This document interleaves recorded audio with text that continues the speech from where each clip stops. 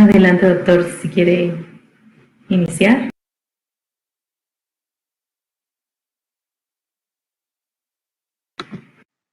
Esta es para el final la invitación a la próxima sesión del 3 de octubre. Digo, igual, ya, es la próxima.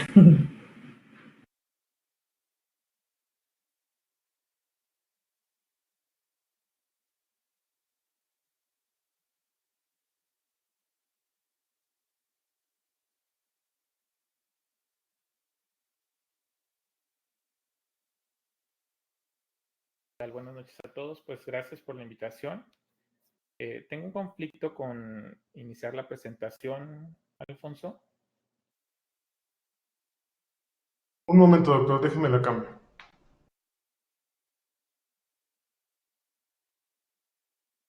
Bueno, en lo que estamos listos, pues quiero agradecer ampliamente a las doctoras Montes por la invitación.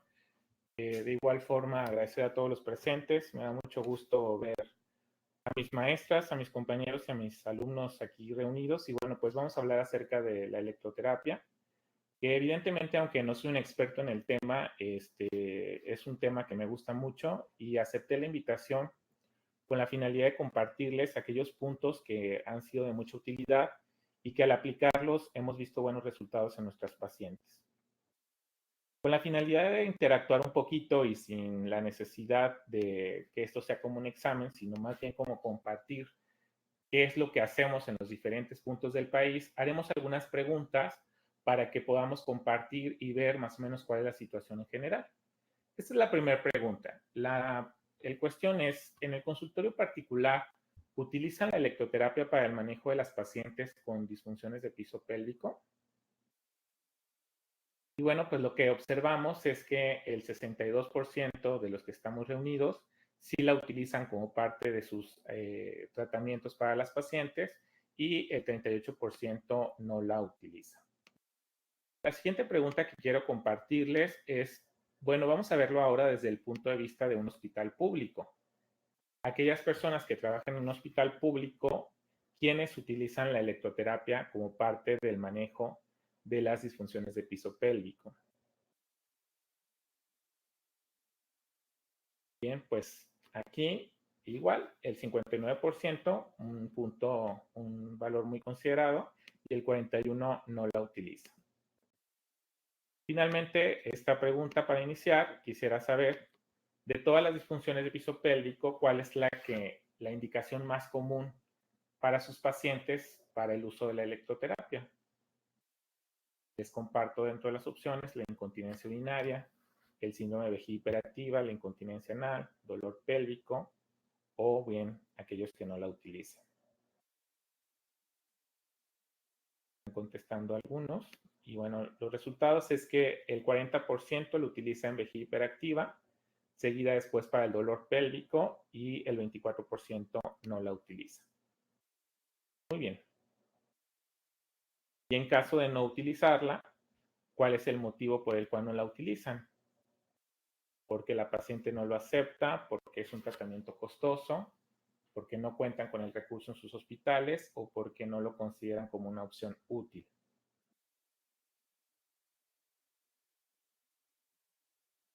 Bien, el 73% que no lo utiliza es porque no cuenta con el recurso y el 20% lo considera un tratamiento costoso.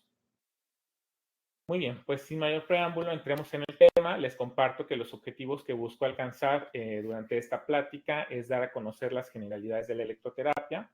Veremos algunas bases para el uso clínico de esta. Revisaremos lo que la evidencia dice, sobre todo para las principales disfunciones de piso pélvico en las que se ha descrito. Compartiré un poco de lo que estamos haciendo. Hablaremos de los efectos secundarios, sus contraindicaciones y los resultados a largo plazo. Declaro que no tengo ningún conflicto de interés y también considero apropiado mencionar que he dejado de fuera en esta revisión lo relacionado a la neuromodulación sacra, porque es algo en lo que experiencia clínica no tengo y no consideraba como oportuno incluirlo y prefiero enfocarnos en lo que sí vemos y en lo que sí manejamos día a día y también lo que nos va a servir para la mayoría de los que estamos aquí reunidos. Al hablar de electroterapia, tendríamos que referirnos a las diferentes opciones de tratamiento para las disfunciones del piso pélvico y sabemos que esta forma parte de una de las ramas, una de las tres principales ramas de la fisioterapia, que de la mano de los ejercicios de piso pélvico, de la bioretroalimentación, se considera una opción de tratamiento que favorece los resultados de las otras opciones de tratamiento. Es decir, las pacientes que se someten a cirugía podrían llevar de la mano electroterapia y aquellas pacientes que se someten a la terapia conductual o a los tratamientos conservadores también pueden ir de la mano de la electroterapia. ¿Qué importancia tiene esto? Que para fines prácticos, la mayoría de los estudios siempre han considerado la electroterapia de manera aislada o como parte de un manejo integral, y esto pone un poco de dificultad para conocer cuál es el efecto exacto del tratamiento si quisiéramos conocer como el efecto directo de la estimulación eléctrica. Pero bueno, pues esto lo tenemos que considerar porque siempre irá de la mano de otras opciones de tratamiento. Vamos a comenzar por definirla y bueno, la definición de la electroterapia es que es la aplicación de energía al organismo con la finalidad de producir en él reacciones biológicas, fisiológicas, las cuales tienen como finalidad recuperar la función y mejorar la calidad de vida. Es importante que nunca perdamos de vista que lo que busca la electroterapia es recuperar la función y no sustituirla. El tipo de energía que utiliza la electroterapia para llevar a cabo estos objetivos es la electricidad. Y bueno, pues sabemos que la electricidad no es más que la presencia de cargas eléctricas que interactúan entre sí. Básicamente existen dos, la electricidad estática, que es la que contienen las neuronas en reposo, y la electricidad dinámica. Y es esta la que adquiere importancia porque es el movimiento de las cargas eléctricas lo que vamos a utilizar para echar mano de los diferentes efectos que se buscan con este tratamiento. En cuanto a las corrientes eléctricas, mencionar que, bueno, pues no es otra cosa más que un movimiento de cargas eléctricas a las cuales se les han estudiado algunos parámetros.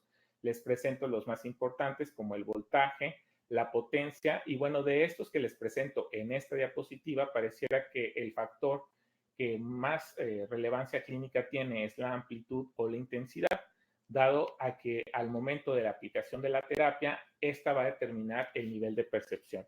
¿Cuál es lo importante? Pues que no solamente se trata de aplicar la energía sin ningún sentido, sino que esta sí deberá tener un nivel de percepción, la cual deberá ser en la mayoría de las ocasiones sensorial.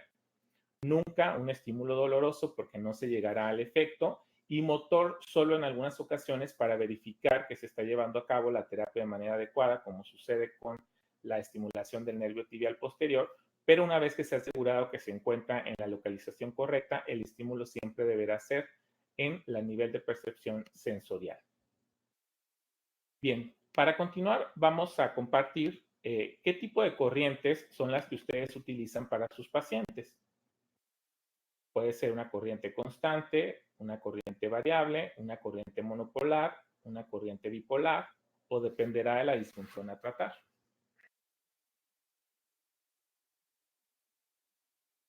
Bien. La mayoría de los que estamos reunidos han determinado en el 81% que el tipo de energía que utilizan dependerá de la disfunción a tratar. Bien, pues es necesario que hablemos un poco acerca de las corrientes eléctricas porque finalmente estas van a ser las que van a llevar a cabo el efecto fisiológico. Y para poder hablar un poco acerca de las corrientes eléctricas tenemos que tener en cuenta el concepto de onda. El concepto de onda en realidad no es otra cosa más que la representación gráfica de cómo es que se da este movimiento de cargas eléctricas. Y en base a esta forma se han clasificado de manera diferente. Una de estas clasificaciones es la corriente eléctrica constante, la cual tiene como característica que ésta se incrementa de manera progresiva hasta los parámetros establecidos y después lleva un sentido constante que nunca cambia, que su polaridad siempre es la misma y que tiende a ser una electricidad continua, también llamada corriente galvánica. Y bueno, la utilidad de esta corriente es porque se le han atribuido algunas propiedades como el efecto vasodilatador, el efecto excitador motor, el efecto sedante y efecto antiinflamatorio, que por supuesto se podrían adaptar a las diferentes disfunciones del piso pélvico. ¿Cuál es el inconveniente de la corriente galvánica? Una, que esta se determina que la localización de los electrodos deberá ser dependiendo del efecto que se está buscando. Les presento en la diapositiva cuál es el efecto que se presenta de acuerdo al electrodo que se coloque en el sitio de acción. Y otro de los grandes inconvenientes es que al hacer una corriente continua se le relacionaron con algunos efectos secundarios, entre ellos la quemadura. Y es por eso que la literatura señala que es una de las corrientes que ya no se utilizan con tanta frecuencia. Otro de los tipos de corrientes que se utilizan son las corrientes eléctricas variables, que son aquellas que van a tener polaridades diferentes y también tienen formas diferentes. Se han descrito múltiples formas. Una de ellas es la rectangular, existen cuadradas o en forma de triángulo, y que la característica que tiene es que se incrementa la intensidad, se mantiene por un tiempo establecido y después cae súbitamente. Viene un espacio de reposo y se puede repetir una vez más la carga eléctrica. Y bueno, existen diferentes formas. ¿Qué es lo importante? Que en este tipo de corrientes eléctricas variables también se le han encontrado algunas utilidades como la analgesia, la contracción de músculos inervados y que también favorece la cicatrización tisular.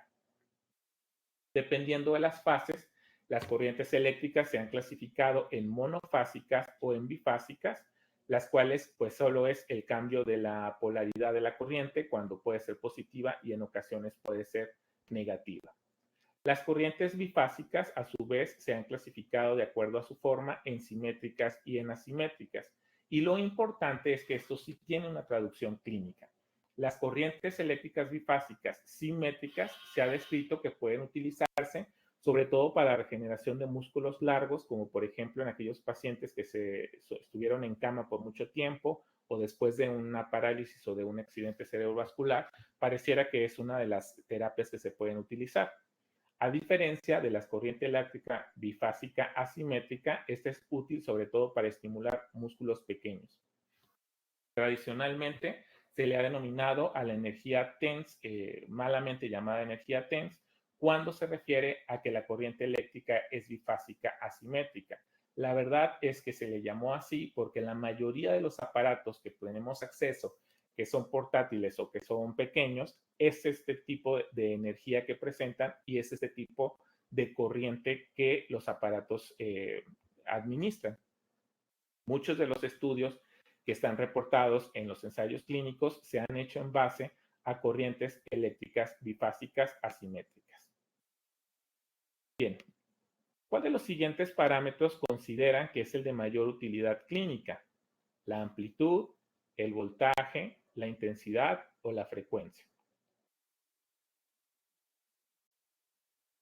Eso es importante porque cuando nosotros tengamos a la mano un aparato de electroestimulación, debemos tener en cuenta cuáles son los parámetros que nos van a ayudar para encontrar el objetivo biológico que estamos buscando. Bien, en el 50% de los que estamos reunidos señalan que la frecuencia es el factor más importante, el 31% la amplitud y el 12% el voltaje. ¿Qué hay en relación a la literatura? Pues que se señala que de las características de las ondas, pareciera que el factor que tiene mayor relevancia clínica es la frecuencia. La frecuencia no es otra cosa más que la cantidad de veces que se repite la onda por unidad de tiempo.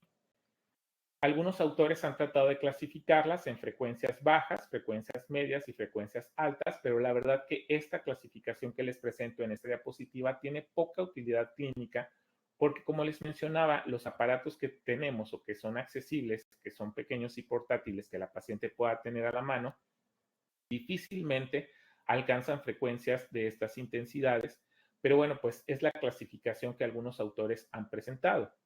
En base a esta clasificación se ha señalado que las frecuencias bajas y medias tienen propiedades analgésicas y excitatorias y las altas generan calor. En base a que la mayoría pensamos que la frecuencia es el factor o el parámetro más importante, me gustaría que compartiéramos. ¿Qué sucedería si tuviéramos que manejar a una paciente con incontinencia urinaria de esfuerzo? ¿Cuál sería la frecuencia que ustedes indicarían para el tratamiento de esta paciente?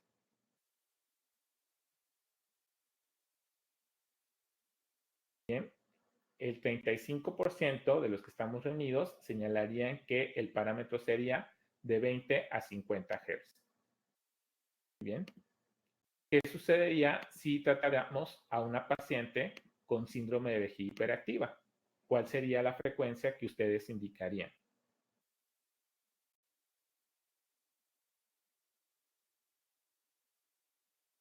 El 38% indicaría frecuencias menores de 10 Hz. Bien. ¿Y qué pasaría si tratáramos a una paciente con dolor pélvico crónico?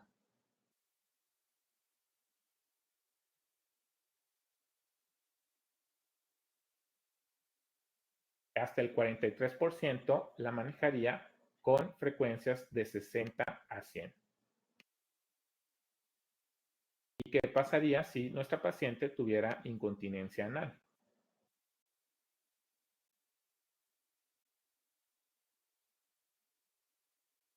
Bueno, el 31% lo manejaría con frecuencias de 60 a 100. Es importante que tengamos en cuenta estos parámetros porque, como ya les mencioné, la frecuencia sí es el factor, por lo menos que hasta el momento en la literatura ha marcado, que es el que determina el efecto biológico que vamos a generar en la paciente. Si tratáramos a una paciente con vulvodynia, ¿cuál sería el parámetro a utilizar? Y bueno, el 33% de las pacientes señalan que utilizarían de 60 a 100.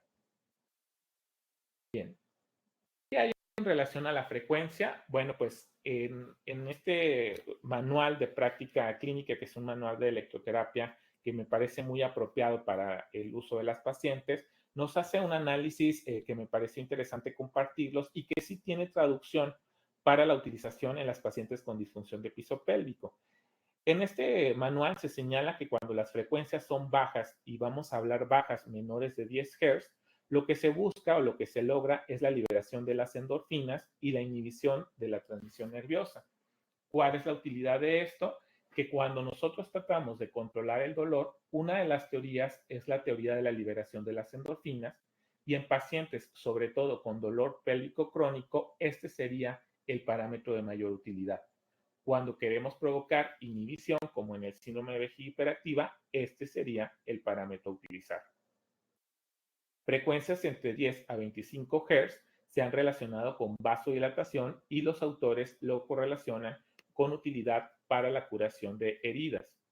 Cuando las frecuencias se presentan entre 25 y 50 Hz, lo que se alcanza es la contracción del músculo esquelético, siendo este el parámetro más importante para las terapias de fortalecimiento como incontinencia anal o incontinencia urinaria. ¿Qué sucede con el dolor? En el dolor sucede algo muy interesante relacionado a la frecuencia. Las frecuencias que se han descrito para el uso del dolor son de 60 a 160 Hz, teniendo en cuenta estos 3 puntos de corte. Cuando el dolor es crónico y el tratamiento se va a iniciar, los parámetros ideales serán entre 50 y 60 Hz para echar mano de la teoría de la compuerta, de la cual vamos a mencionar un poco más adelante. Por lo tanto, hasta el momento hemos mencionado dos teorías del manejo del dolor con electroterapia: la teoría de la liberación de las endorfinas, que requiere bajas frecuencias, y la teoría del cierre de la compuerta, que requiere altas frecuencias. Sin embargo, cuando el dolor es agudo, puede ser subagudo y queremos que este tenga un efecto que vaya de 6 a 12 horas, la frecuencia podrá ser entre 80 y 100 Hz. Pero si una paciente acude al consultorio refiriendo un cuadro de dolor muy agudo, este podrá ser de 100 a 160 Hz, aunque su efecto será de 6 a 8 horas. Esto me parece que tiene una utilidad clínica importante y que deberán de tenerla en consideración en el abordaje de estos pacientes. Al hablar de otros tipos de corrientes eléctricas, podríamos seguir mencionando muchas más. Solo mencionaré una más, que es la energía interferencial, por ser otra de las principales corrientes eléctricas que está descrito en la literatura. Y bueno, esta corriente lo que tiene por característica es que pareciera ser una combinación de dos tipos de corriente que tienen amplitudes diferentes y que al combinarse favorecen o crean estas formas de onda, y que se le han atribuido diferentes utilidades clínicas, entre ellos la analgesia, también el efecto inhibitorio y el efecto motor. Como han visto hasta este momento, si nosotros echáramos un vistazo hacia atrás a las corrientes que hemos mencionado, pareciera que todas tienen el mismo efecto. Entonces, ¿en dónde radica la diferencia entre un tipo de corriente y otra? Pues hasta el momento radica en la frecuencia en la que ésta se administra. Todas las corrientes eléctricas, al igual que como cualquier corriente eléctrica, requiere de un circuito eléctrico en el que participarán tres elementos: el generador, la resistencia y el conductor. Aplicado a nuestra actividad, el generador serán los diferentes aparatos que dependerá del tipo de corriente, es el tamaño y las características que tiene. La resistencia será el propio organismo y la conducción se lleva a cabo por medio de los electrodos. Es importante reflexionar en esta diapositiva en que el organismo actuará como un mecanismo de resistencia y ante diferentes organismos quiere decir que la resistencia que se va a enfrentar a una corriente eléctrica va a ser diferente de paciente a paciente. Es por eso que existen artículos publicados, como por ejemplo al analizar los resultados del nervio tibial posterior, en donde pareciera que el depósito de grasa sí guarda un factor importante en cuanto al resultado, porque la resistencia es diferente entre las pacientes obesas y las no obesas. ¿Qué sucede en cuanto a los electrodos? Vamos a imaginar que darán el tratamiento para una paciente con vejiga hiperactiva. ¿Cuál sería el electrodo que ustedes indicarían? ¿Un electrodo vaginal, un electrodo anal, un electrodo de superficie o un electrodo percutáneo? De los que estamos reunidos, hasta el 46% indicaría un electrodo de superficie para estimular el nervio tibial posterior y el 32% utilizaría un electrodo vaginal. ¿Qué sucedería si vamos a tratar a una paciente con incontinencia urinaria de esfuerzo? ¿Cuál sería el electrodo que ustedes indicarían a su paciente?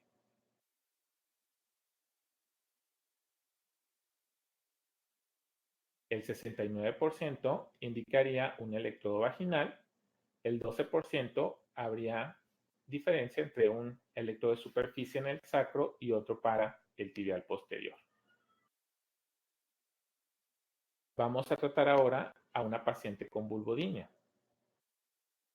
¿Cuál sería el electrodo que ustedes utilizarían?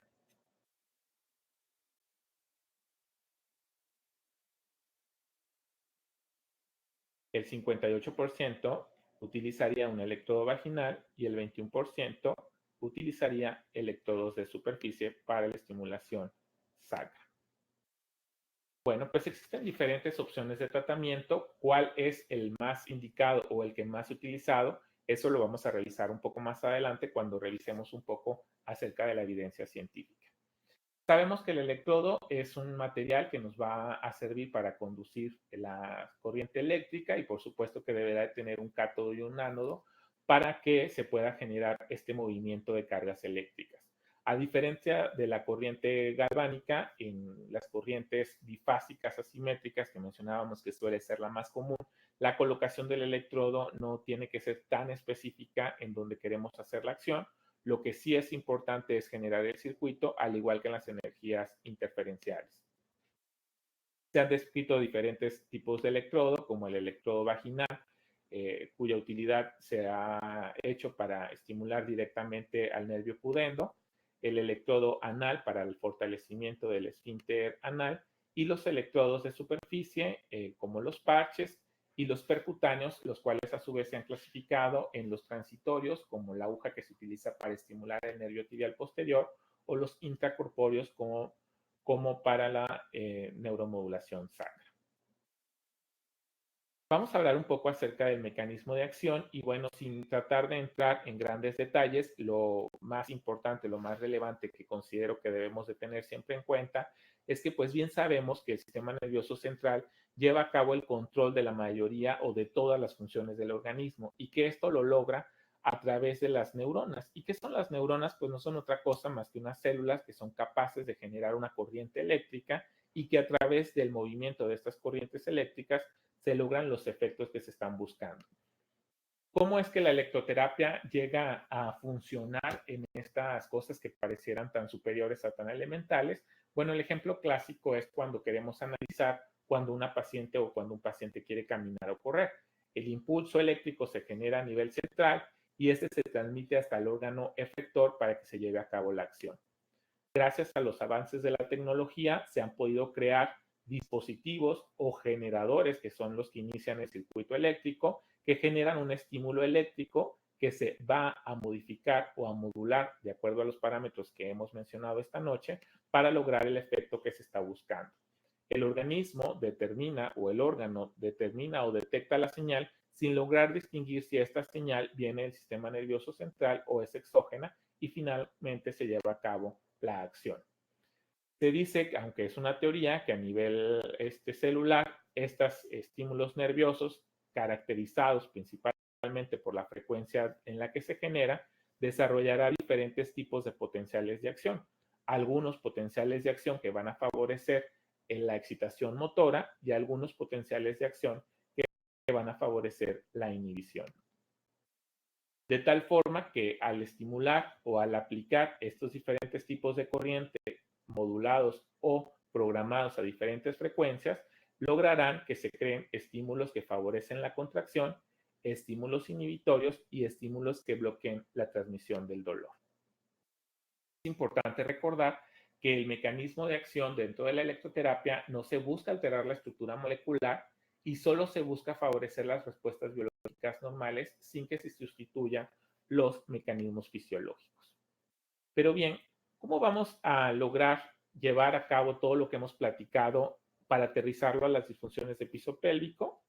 Quisiera que compartiéramos el video, Alonso. Sí, doctor, un momento.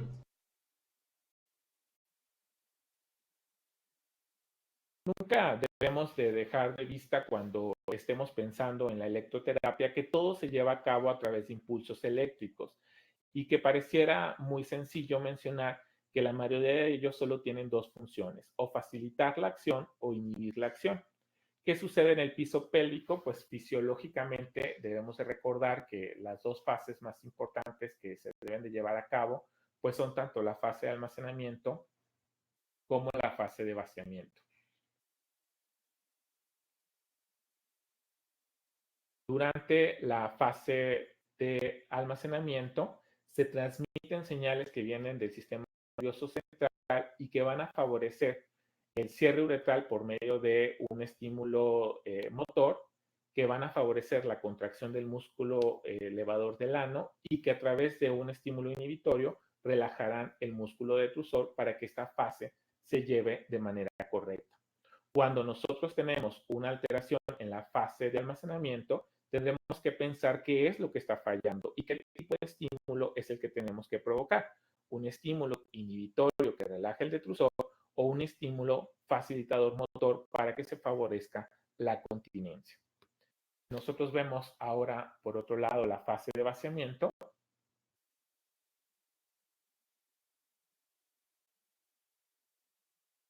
El mecanismo es el mismo, solo que en sentido contrario.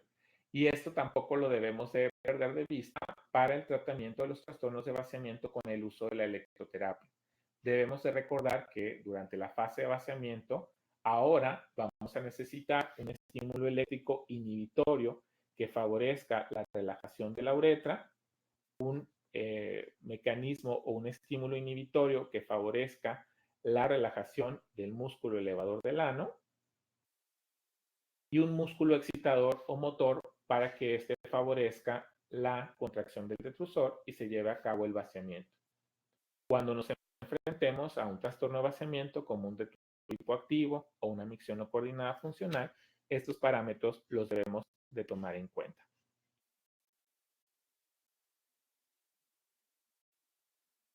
Aterrizando ya el uso de la electroestimulación a la disfunción de piso pélvico, me gusta compartirles siempre esta clasificación que también tiene mucha utilidad clínica. Se dice en el tratado del doctor Paulo Palma que la podíamos clasificar a la electroterapia en dos grandes rubros.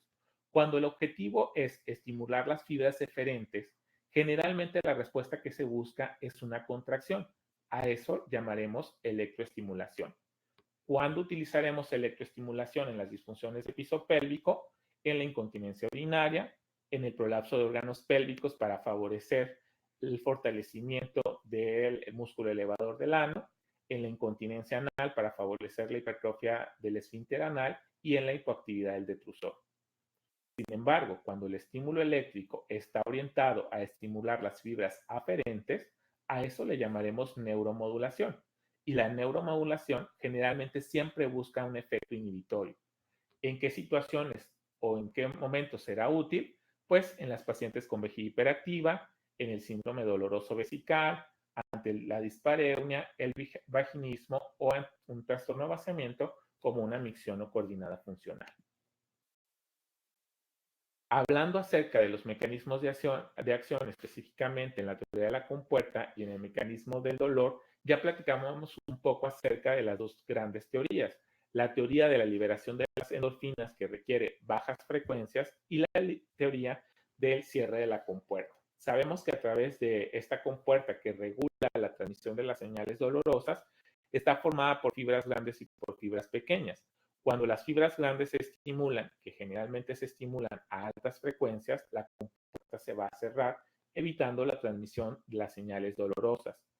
Cuando se estimulan las fibras pequeñas, estas se van a estimular con baja frecuencia y al estimularlas con baja frecuencia, la compuerta el efecto va a inhibir la transmisión de estas señales dolorosas.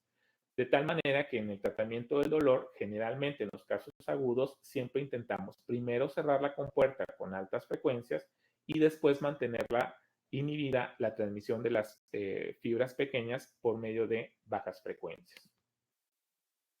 ¿Existe la evidencia científica alrededor de los resultados? Bueno, pues vamos a hacer una pequeña revisión de las principales disfunciones, empezando por la incontinencia urinaria de esfuerzo. Sabemos que el objetivo, ya lo mencionábamos, era el fortalecimiento y la hipertrofia muscular, tratando de estimular tanto a las fibras tipo 1 como a las tipo 2 del músculo elevador del ano.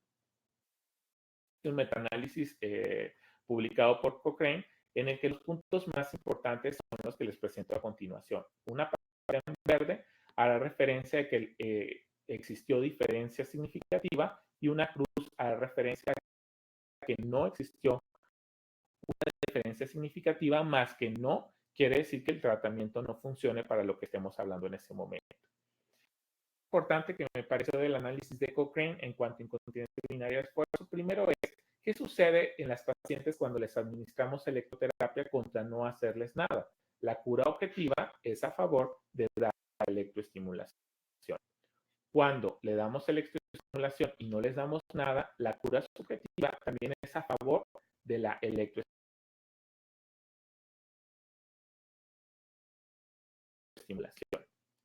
Hay algunas personas que han señalado o que tienen poca creencia en que los resultados de la electroestimulación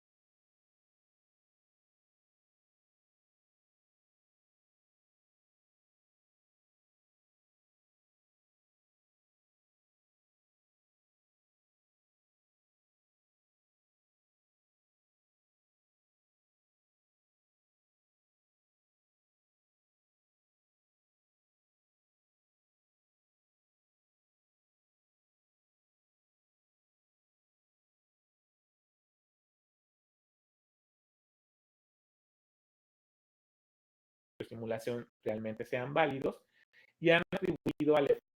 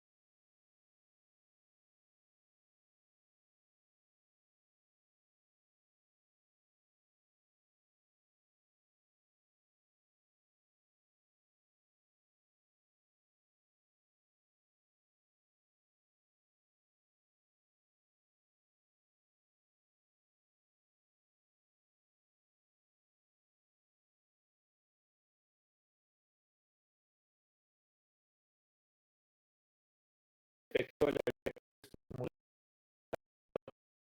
neuromodulación al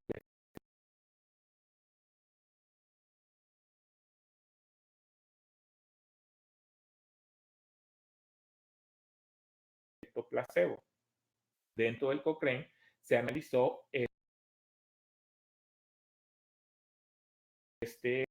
comparación entre la electroestimulación con los parámetros estándares establecidos contra una estimulación eléctrica, es decir, un estímulo eléctrico que podía ser con la misma corriente, pero en parámetros que no buscaban el objetivo de fortalecer o de favorecer la contracción. Cuando se analizó la cura subjetiva, los resultados fueron favorables para la electroestimulación. Quiere decir que esta tiene efecto no por el efecto placebo. ¿Qué sucede al combinar la electroestimulación con los ejercicios de piso pélvico?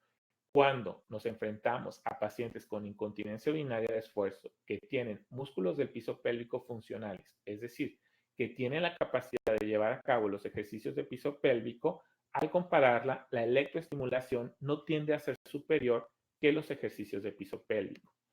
¿Qué sucedería si los combinamos? Electroestimulación y ejercicios de piso pélvico comparado con solo darle ejercicios de piso pélvico.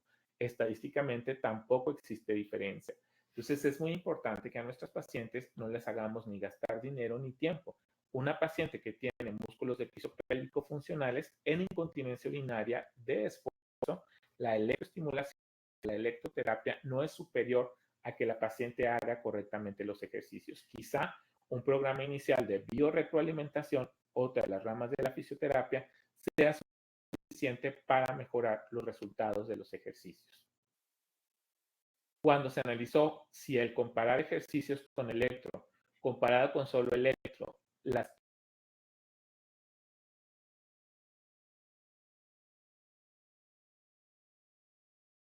iba a quitar la necesidad de cirugía, pues evidentemente la electroestimulación no las previene que se sometan al acto quirúrgico porque nunca vamos a perder de vista que el tratamiento de la incontinencia urinaria de esfuerzo es esencialmente quirúrgico. ¿Cómo han sido los protocolos? Les presento los estudios que tuvieron mayor fuerza en el metaanálisis de Cochrane, que son los estudios que les presento en la diapositiva. Como pueden observar, existen grandes sesgos de interpretación. No existen los parámetros más, algunos parámetros no se han reportado. Sin embargo, si esto nosotros quisiéramos traducirlo a la práctica clínica o a la práctica diaria, ¿qué es lo que encontramos? Primero, en relación al tipo de electrodo para incontinencia urinaria de esfuerzo, la mayoría de los estudios, hasta en el 49%, han utilizado el electrodo vaginal. Algunos han utilizado el electrodo transcutáneo, percutáneo, haciendo una estimulación directa del esfínter uretral. Y hasta en el 40% no sabemos cuál fue el electrodo utilizado. En cuanto a la frecuencia que se utiliza en este tipo de pacientes, vean cómo en un número muy importante no sabemos qué tipo de frecuencias se utilizaron. Sin embargo, en la mayoría de ellas, aquí el rango empieza de 10 Hz y alcanza hasta los 150 Hz, teniendo el pico máximo alrededor de los 50 Hz. Es decir, la mayoría de los ensayos clínicos aleatorizados en donde se ha visto que la electroestimulación funciona para este tipo de pacientes ha sido entre los 25 y 50 Hz, que coincide con la clasificación que mencionábamos en relación a las frecuencias. El tipo de corriente, hasta en el 93% de los estudios analizados por Cochrane no sabemos cuál es el tipo de corriente y solo el 7% hace referencia a que la corriente era bifásica. Una vez más, y como veremos con el transcurso de los metaanálisis, pareciera que el tipo de corriente no es tan relevante y que sí la frecuencia es lo que actualmente dicta el efecto biológico. ¿Qué dicen las guías? Pues lo que ya mencionábamos está totalmente establecido por el metaanálisis, que la estimulación eléctrica sola en una paciente que puede hacer los ejercicios de piso pélvico no será superior y que al combinarla tampoco será superior. Entonces, ¿cuándo sí electroestimulación en incontinencia urinaria de esfuerzo? En aquellas pacientes que no realizan adecuadamente los ejercicios, aquellas que tienen afectada su capacidad contráctil o que la fuerza está disminuida o que tienen poca habilidad para hacer una contracción selectiva.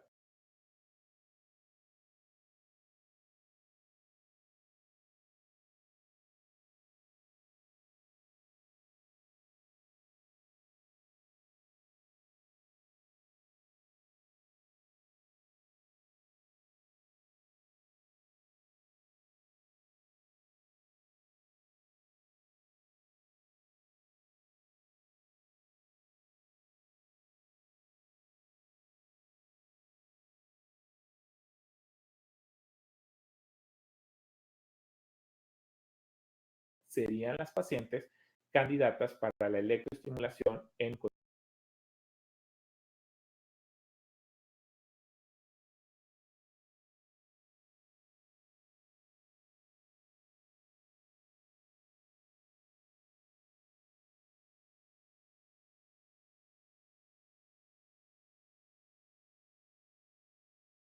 incontinencia urinaria de esfuerzo.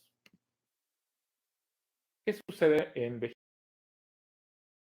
hiperactiva? Pues en vejiga hiperactiva los objetivos que se buscan alcanzar son dos. El primero de ellos es la neuromodulación y el otro es la electroestimulación. Pareciera esta ambigüedad de objetivos porque tenemos que tener en cuenta cuál es la fibra nerviosa que se está estimulando.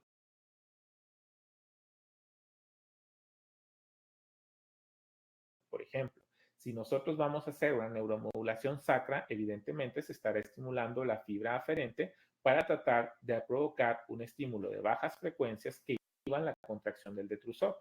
Pero si nosotros vamos a colocar un electrodo vaginal para manejo de vejiga hiperactiva, quizá podamos hacer una electroestimulación, frecuencias altas para estimular al pudendo, que éste estimule al músculo elevador del ano y activemos el reflejo perineo detrusor inhibitorio, frecuencias altas. Vean cómo la frecuencia sí es importante en los resultados que vamos a tener. Y también hay que ser muy cuidadosos antes de determinar que la electroestimulación o la neuromodulación no le dio resultados.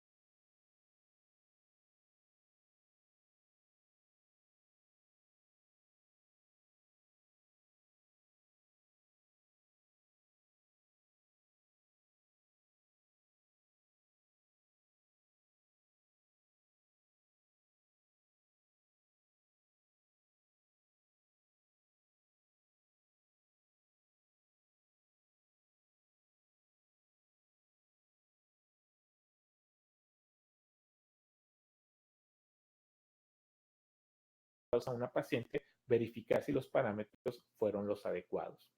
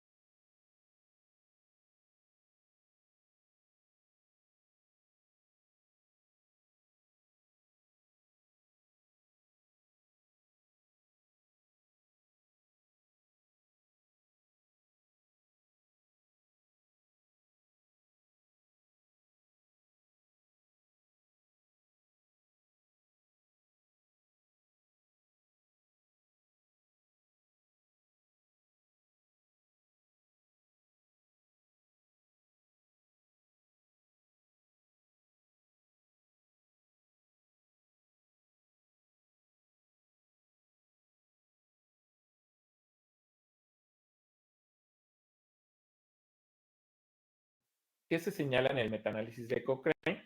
Bueno, en este metaanálisis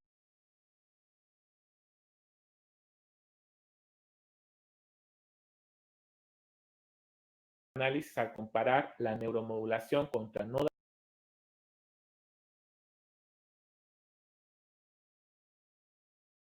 darles tratamiento, la cura objetiva fue superior para la neuromodulación.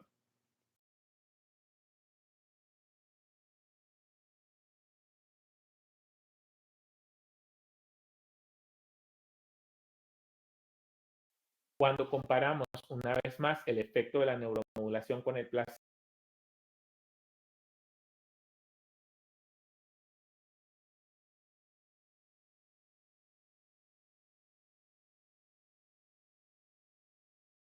o con la neuromodulación simulada, es decir, una corriente eléctrica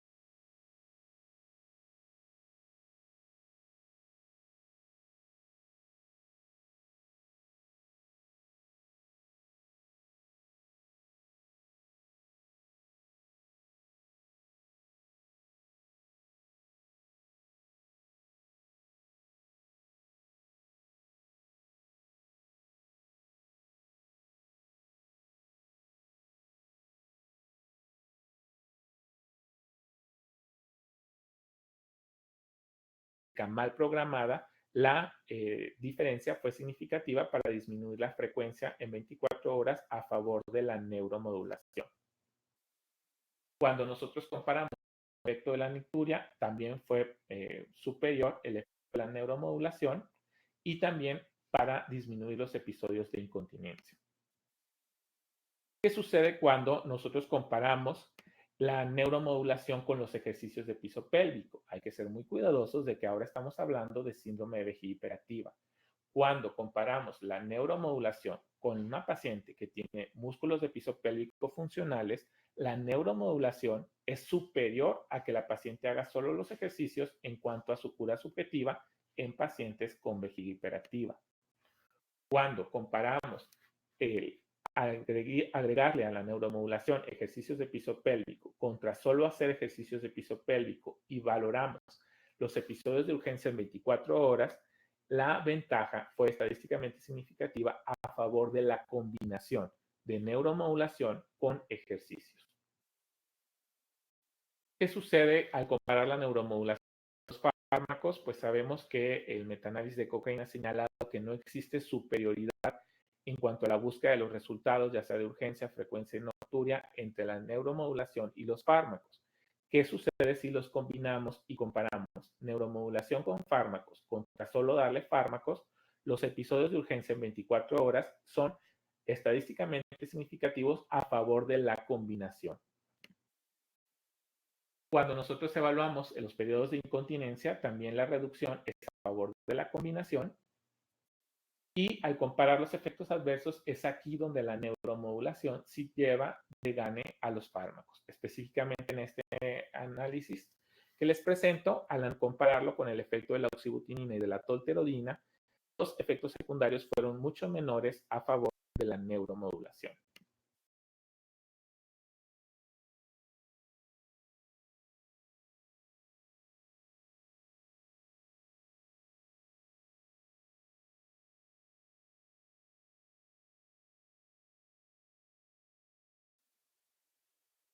¿Cuáles fueron los protocolos de manejo? Estos fueron los estudios de mayor peso a través de los cuales se concluyó el metaanálisis de Cochrane.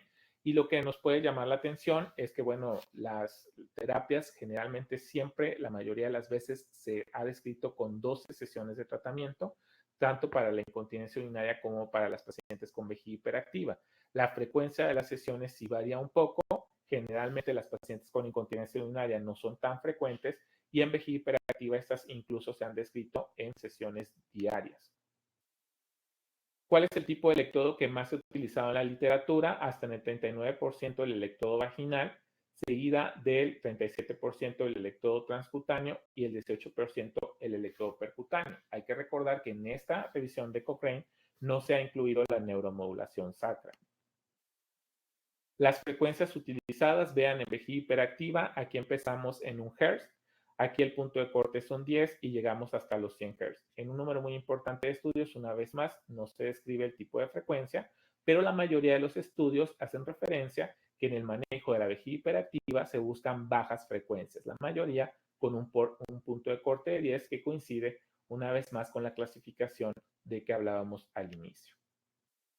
El tipo de corriente es en el que más se ha descrito el tipo de corriente, pero tan solo en un 21%, y quizá porque la mayoría de estos estudios utilizan el TENS como tal, y bueno, ya habíamos mencionado que este genera corrientes bifásicas asimétricas. ¿Qué dicen las guías? Algunas se atreven a señalar que con un nivel de evidencia 1 y con un grado de recomendación A, la primera línea de tratamiento de la vejiga hiperactiva es la terapia conductual, los ejercicios de piso pélvico, principalmente inhibitorios, y la electroterapia en su fase de neuromodulación.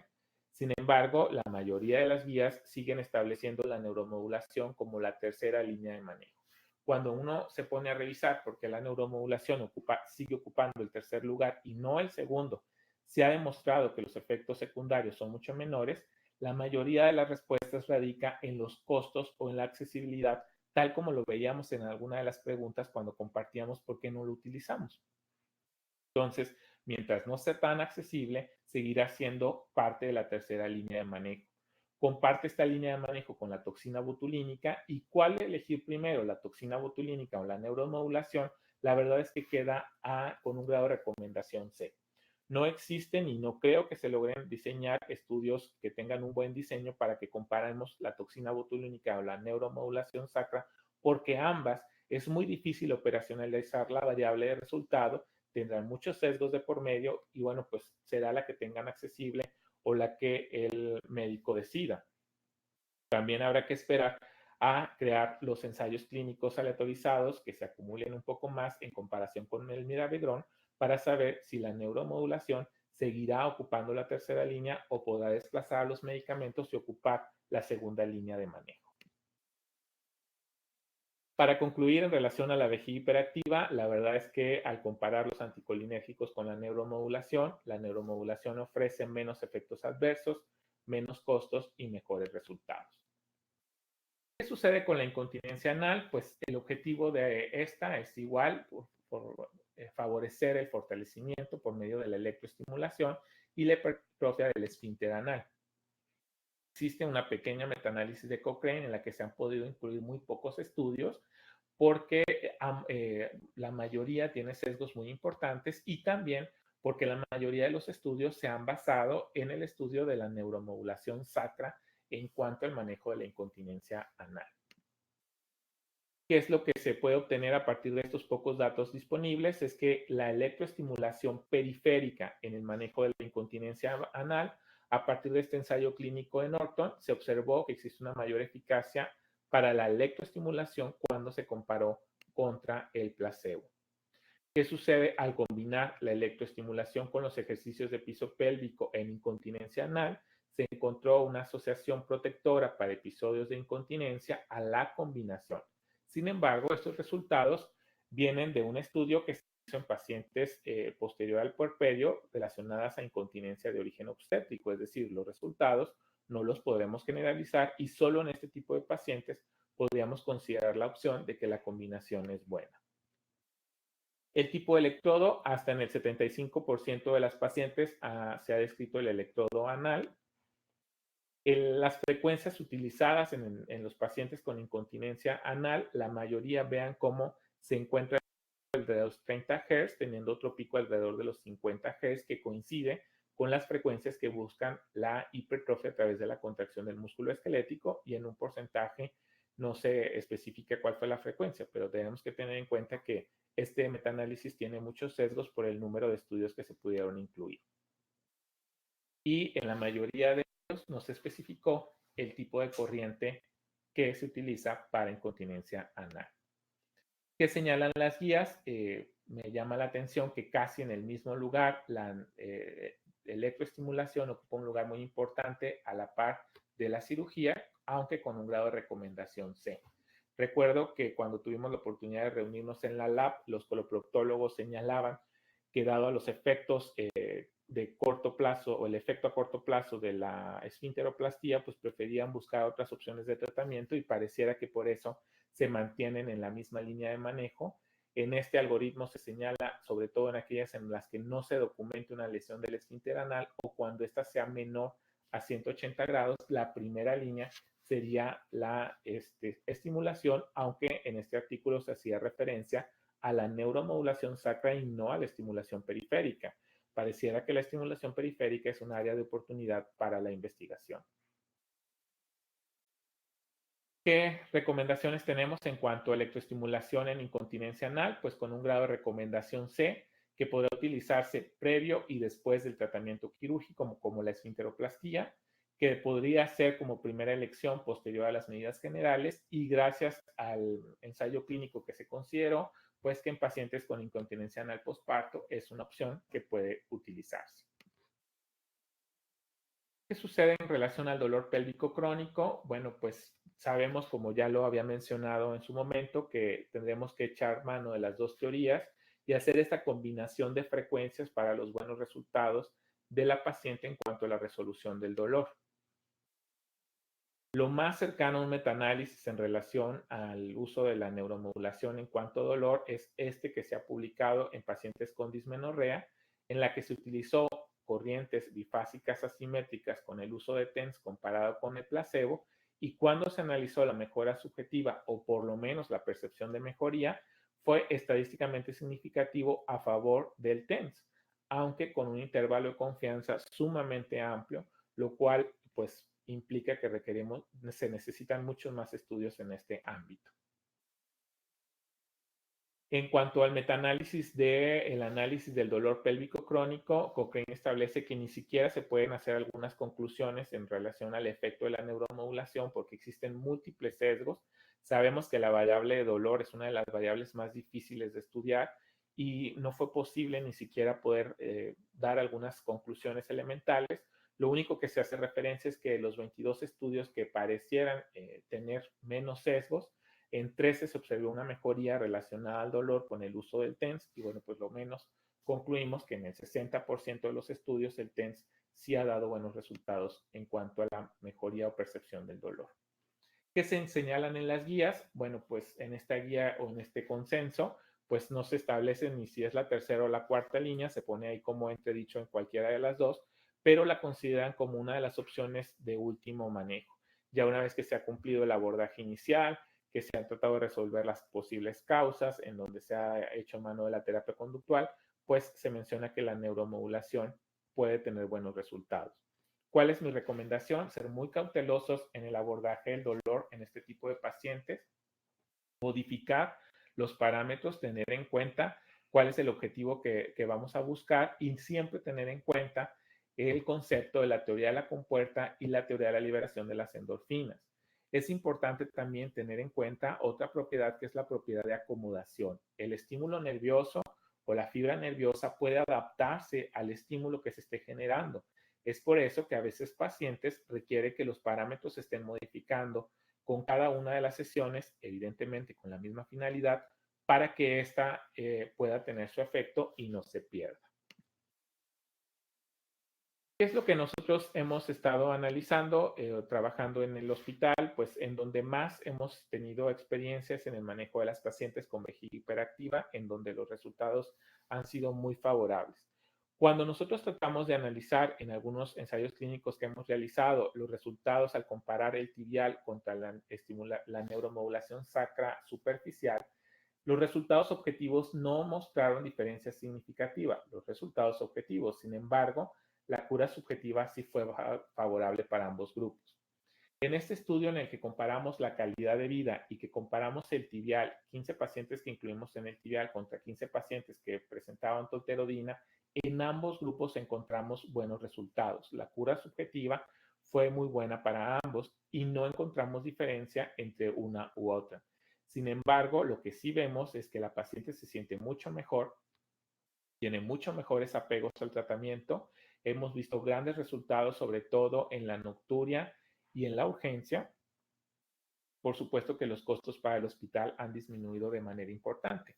Claro que uno de los grandes beneficios o cosas que nos han ayudado es que las pacientes han hecho su propio esfuerzo de conseguir sus propios aparatos y eso tener su apego en el manejo en domicilio.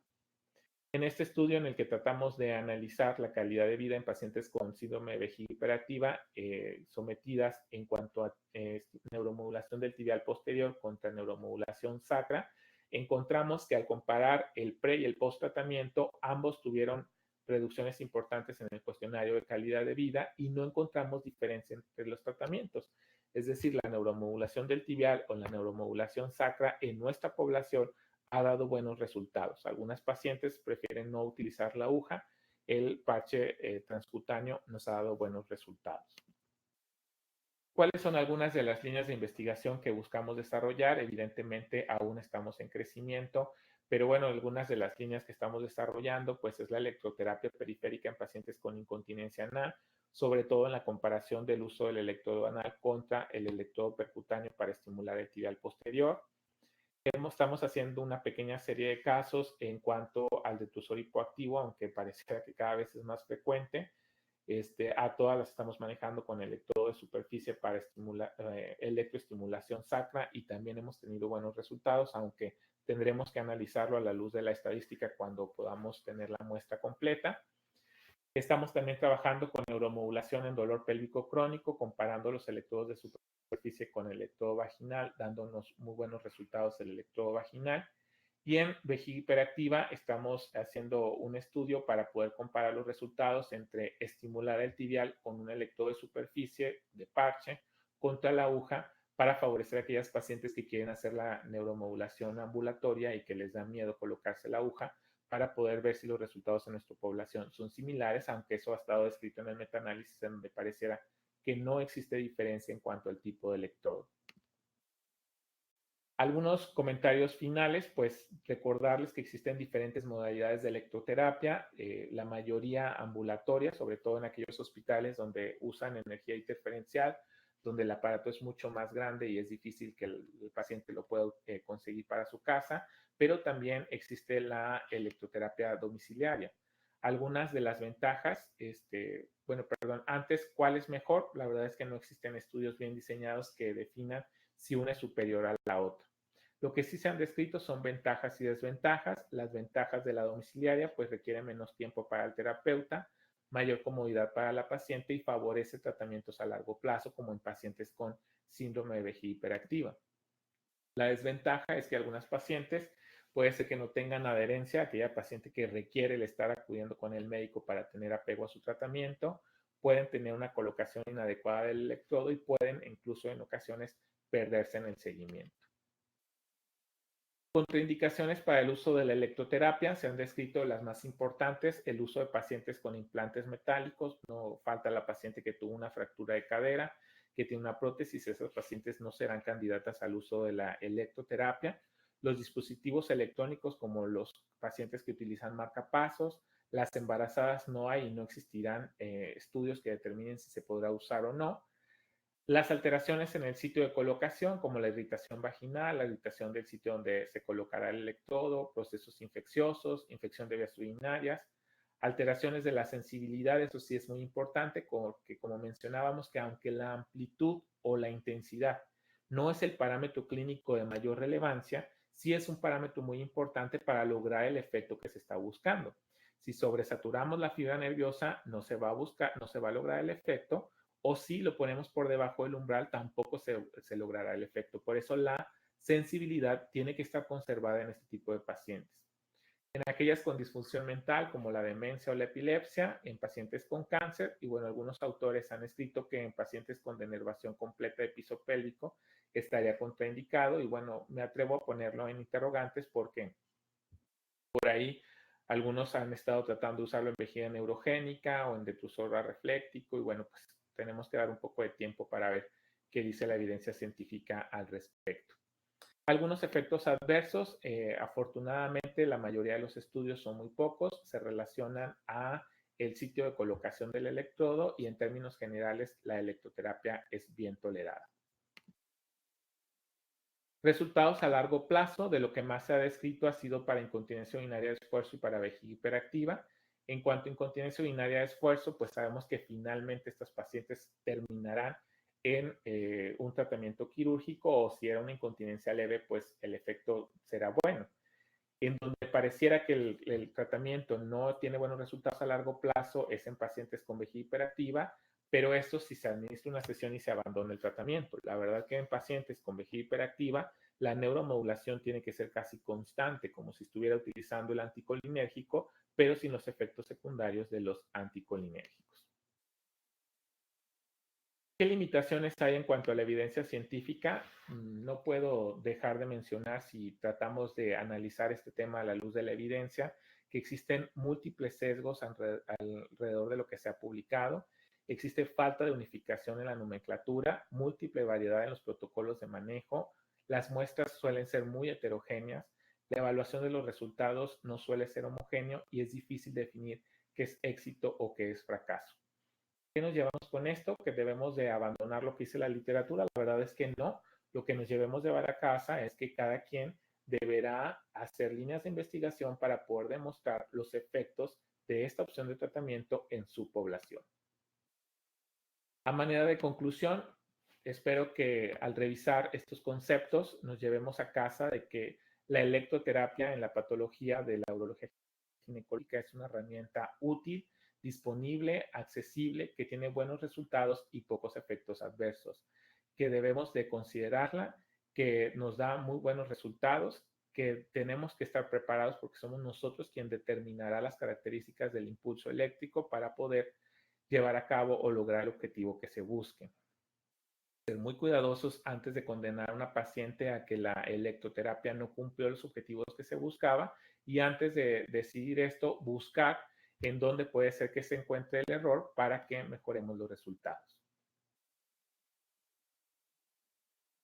Muy bien, pues por mi parte es todo. No sé si alguien tuviera alguna pregunta o algún comentario.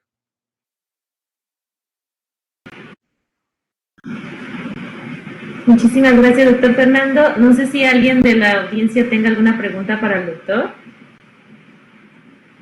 La verdad es que una excelente ponencia, doctor. Estuvo muy interesante, muy digerible este tema que a veces es un poco, no cansado sería la palabra, difícil de digerir. Muy padre su ponencia. Muchas gracias, doctor.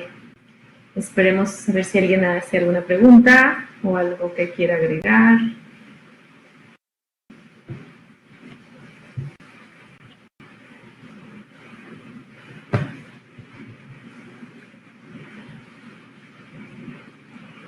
Felicitaciones, mira, muy bonita ponencia, doctora Laura, gracias.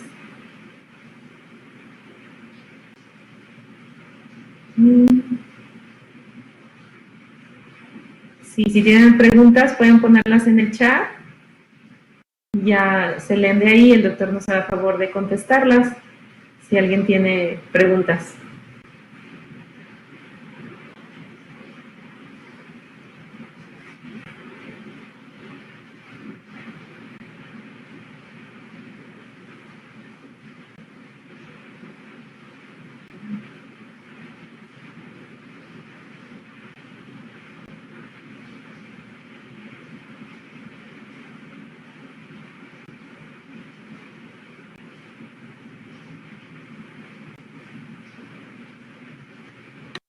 Pregunta el doctor Fernando Juárez acerca de cómo podemos determinar qué pacientes necesitan electroterapia en pacientes posoperadas de cirugía para corrección de prolapso de órganos pélvicos. Debemos de recordar que pareciera que el factor más importante para la recurrencia pues es la lesión del músculo elevador que poco buscamos y que poco atención tenemos.